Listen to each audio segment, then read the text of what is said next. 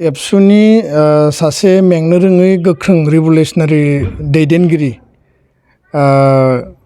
करेन्द्रनाथ बसुमतारी बिथाङा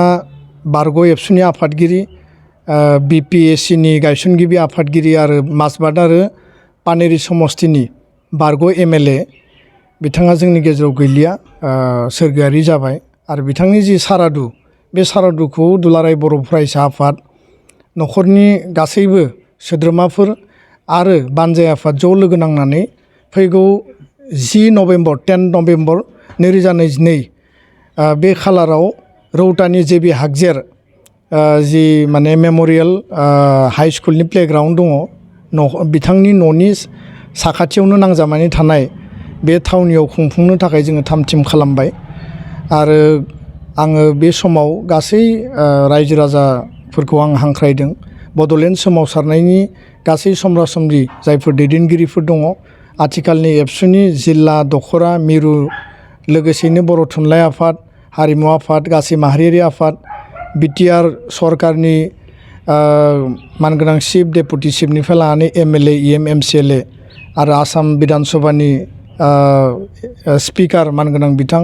आसामनि केबिनेट मन्त्रि मानगोनां बिथां आरो MLAफोर लोगोसेयैनो गासै माहारियारि आफाद बेयाव बाहागो लागोन जोङो बिथांमोनखौ हांख्रायदों आरो बेयाव जोङो बिथांनि मुसुखायाव बिबार बावनाय फुंनि समाव जों लाखिदों आरो बिथांनि मुङै गांसे बिजाब बेखेवनाय आरो करेन्द्रनाथ बसुमतारीनि बड'लेण्ड सोमावसारनायाव जि गोख्रों माने लिडारशिप आरो बर' माहारियाव बिथांनि होलांनाय कन्ट्रिबिउसनखौ लानानै जोङो मोनसे स्पेसियेल डिसकासन लादों जोङो हांख्रायदों जे 5,000सो सुबुङा बे सारादुआव बाहागो लागोन आरो आङो खावलायबाय गासै रायजो राजाफोरखौ जाहाथे बिथांनि जि माने मान बे मानखौ जोङो मोजाङै होनो हायो आरो बिथाङा जोंनि गेजेराव गैलिया खिन्थु माहारिनि थाखाय बिथाङा जोंनो खामानि मावनानै गालांबाय दा बेखायनो आं गासै रायजो राजाफोरखौ आङो खावलायबाय जे फैगौ 10 नभेम्बर 2022 मायथाइनि बे सानाव करेन्द्रनाथ बसुमतारीनि न'खराव फैनानै बे दुखुनि समाव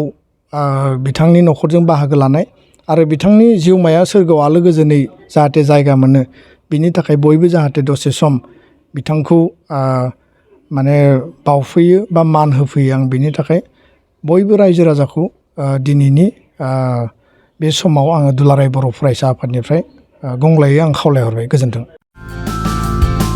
बाजाज कम्पानिनि गुबुन गुबुन रोखोमनि बाइक सालायनो मोजां मोनग्राफोरनि थाखाय गोजोनथाव खौरां अदालगुरि जिल्ला रौतायाव थानाय ब्रह्म अट'मबाइल्स बाजाज श'रुमा लाबोदों नोंथांनो खालि फुजानि दामाका स्पेशेल अफार खेबसेनो रां होना बायथारनायजों लोगोसे बेयाव फाइनान्सनि सुबिदाखौबो लानो हागोन खोब खम बेसेनाव एबा 15,000 डाउन पेमेन्ट होनानै नोंथाङा बाजाज कम्पानिनि गुबुन गुबुन रोखोमनि बाइकखौ लानो हागोन गोबांथार फोरमानलाइसि होनांगौनि गोनांथि गैया बाइकजों लोगोसेनो फुजानि गोबांथार गिफ्टबो मोननो हागोन